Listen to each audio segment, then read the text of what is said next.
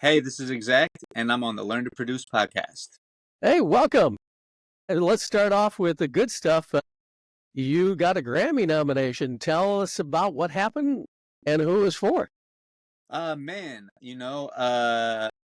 I have been blessed throughout life to work on a few different Grammy nominated projects. One back in the day with Kelly Rowland, most recently um, with the Chris Brown project, as well as, I'm not credited on the Kehlani album, but will be on the deluxe. One Grammy nom this year. Well, you can't complain about that. Nope. So let's talk about your process. What kind of DAW do you use?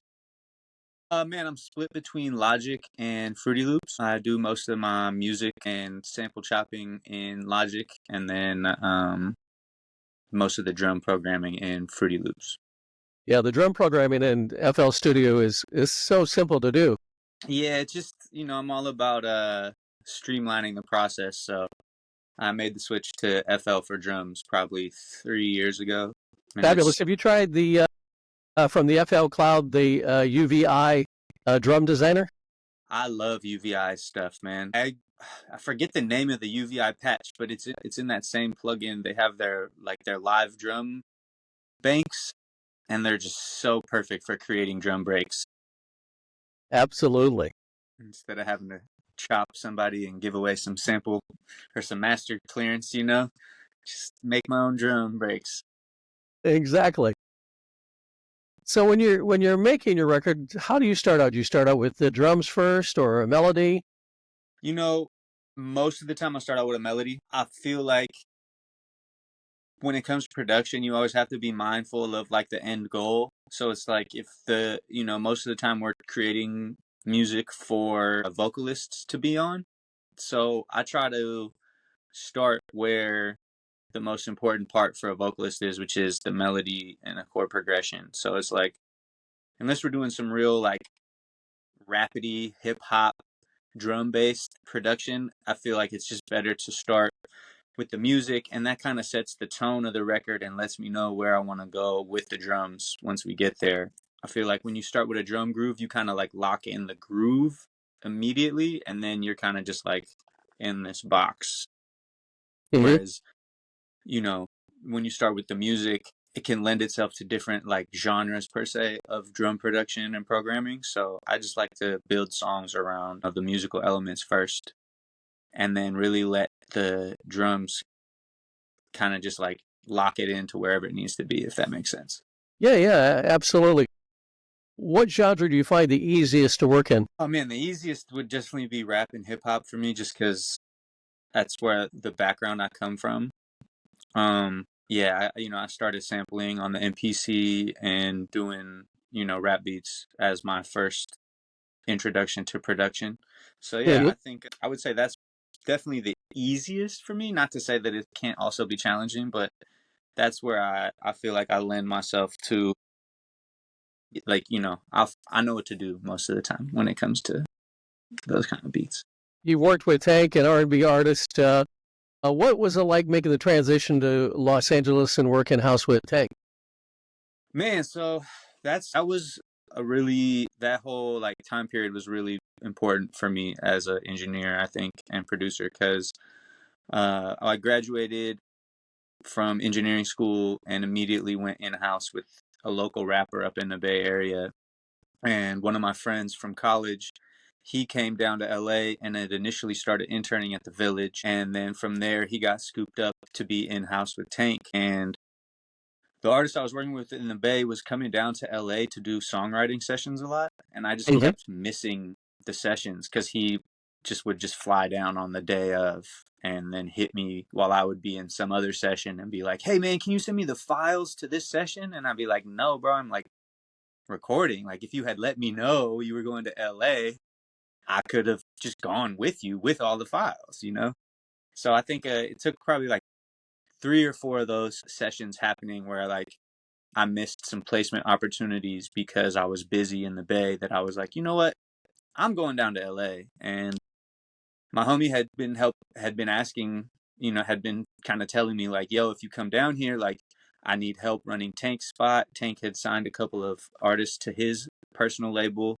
So yeah, I came in and was kind of just like their second engineer for a few years. And man, it was a quick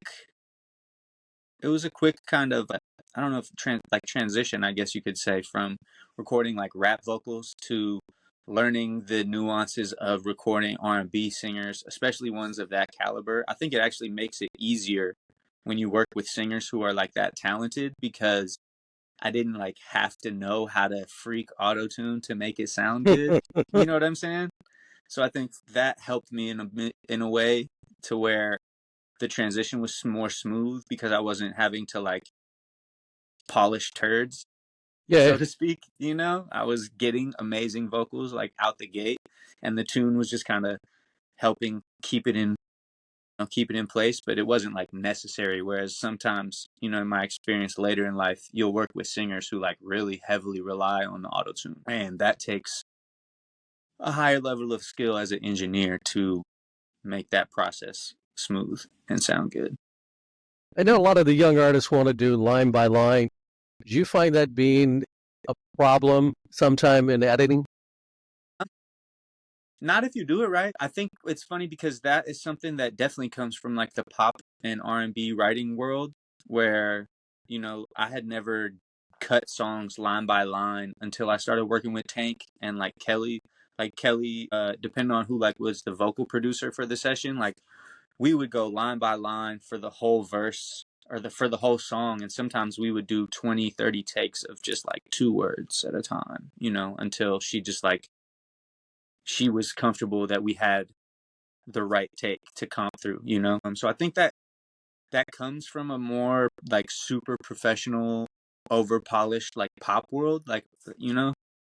I think nowadays with so many people um doing stuff themselves, it can definitely get in the way. You have artists who aren't very aware of like their tone and their mic placement. So one verse they'll be right here on the microphone, or one bar they'll be here, and then another bar they'll be over here, and then another bar is down like this. It's like Yeah, the yeah. vocal is all over the place because they're not recording it at once. And also I think the writing is suffering. No offense to any of the artists out here, but you really have to be actually a genius to not write your songs and to just go in the booth and like freestyle cohesive songs, you know? Mhm. And the amount of people who like think they're that genius versus the amount of people who actually are is like drastically skewed.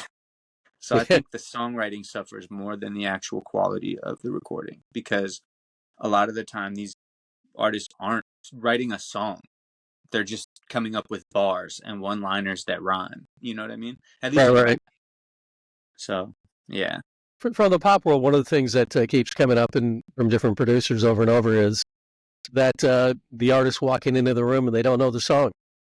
They're doing a cold with an iPad, and you're not going to get a number one record doing it that kind of way in a pop song.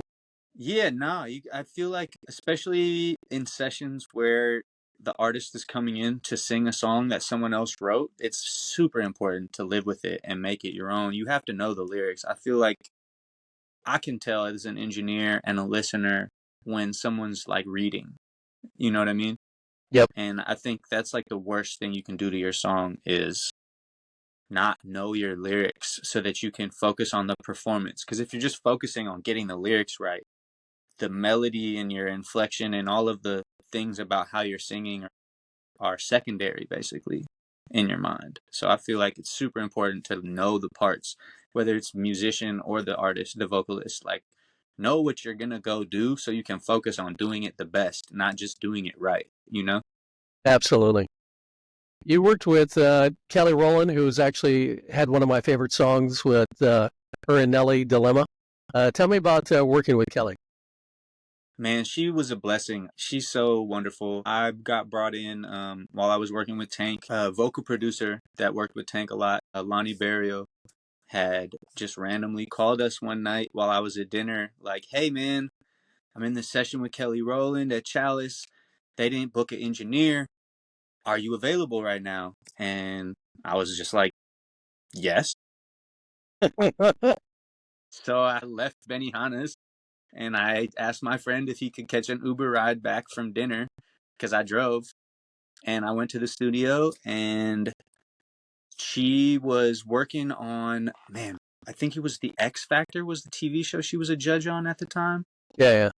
And so she was in LA basically living full time and just working on a project. And so I worked with her basically until the show got canceled and she moved out of LA again. So probably about 6 months just in house with her, did a couple of writing camps, had a couple of features that dropped during that period of time. But she was really pivotal to like me getting self-confidence, if that makes sense. Because at the time, I was just like the backup engineer for Tank with my friend, and then, doing a lot of rap stuff, Hmm. which wasn't technically like amazing. You know what I mean? It's you can only go so far with bedroom vocals on a Scarlett.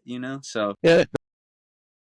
being her engineer and them like liking me and hiring me on past that first session and like being her, basically just becoming her engineer while she was in LA, really helped me gain self-confidence. Like, no, I actually am good at this, because if I wasn't, I wouldn't be here, you know? Exactly. Exactly. So, what kind of mic chain did you have, and what kind of mic did she use? When we were at Chalice, we used C800. I bypassed. I believe all the consoles at Chalice are SSL. So I went into a Neve 1070, 1081, and it was so C800 to 1081 to LA2A was my chain while over there. That's my preferred vocal chain anywhere. Sub the C800 with a 251, depending on the talent. You worked with one of my buddies, Jamie Foxx. Yes. Tell me about the project you worked with him on. Man, it was, if I'm not mistaken, the last album that he released, Black Hollywood. Okay. And that was a similar situation. Um, Lonnie was working with Fox, and they were having some trouble in the studio one day at Fox's house, and I came to troubleshoot, and it was all good. And I want to say like less than a week later, they hit me again with like the same issue. And when I pulled up again, I was like, yo, like, who's your engineer? Like, these are, people were like unplugging. Fox would let people use his studio, and people would just like unplug wires from the wall, and like the speakers wouldn't work. It was like, so I was just like, yo, like, who is your engineer? And they're like, oh, we don't really have an engineer. Just like, I just let whoever in here. And I was like, well, that would be why this continues to happen. And you keep calling me out here. So like, let me know if you need an engineer. And yeah, me and my buddy Eric, who was the one who brought me on to Tanks, we pretty much worked, the rest of that summer on that album. I think I worked on a few of the like one of the interludes and one of the songs. The stuff I did ended up making the final album. It didn't end up coming out till probably top of the following year. So if we worked that summer, it was probably, I think, 2014 or 2015 that the album dropped. Okay. You've also been working with Too Short. Yes. Tell us about everything that's been going on there. Because you helped to develop a studio, correct, for them? Yeah. So what I want to say, 2016, he bought a warehouse downtown LA, and we turned it into a huge, almost like a fantasy factory like facility. We had a green screen psych room upstairs. We had 4 studio suites. We had a stage with a live venue and a live board mixing console, so we could shoot like concert footage in the warehouse. And man, it was just a really cool process. I got brought in right as he had finished like the initial stage of development. And so I basically just came in and we redid the whole studio, updated the gear from old HD rigs and like an old Control 24 to, and yeah, I've been his in-house engineer since 2016. We started on one of the first things I did with him was, I think, the feature for Chris Brown's Loyal record, which is like 6 times platinum or something now. Just 6? Um, right. And then yeah, man, on till now. We left the warehouse early last year, I think January last year. and built just like a little room for him closer to his house. So we're now just same setup as the A room in the warehouse, but we're just finishing up, random Westmore stuff and his final couple of album projects. So the final question for you is, what are your favorite plugins you like to use? For production, Yes. I really can't even like choose a specific one, but the Arturia suite, Analog Lab, and just like their emulations have been killing it. I know there's tons of synth emulations out there. I just really love what Arturia is doing. That and Contact, you know, you could make a whole album with just Contact, and if you have enough sound banks. So I think those would have to be my two favorites. I'd have to agree on that. Those are two that I actually love to use quite a bit. Where can people find you on social media? I'm on Instagram and on Twitter/X. Both are at EKZAKTXL. And you can find me also on Engineers. Same thing, engineers.com/EKZAKT. And yeah, those are my socials. Fabulous.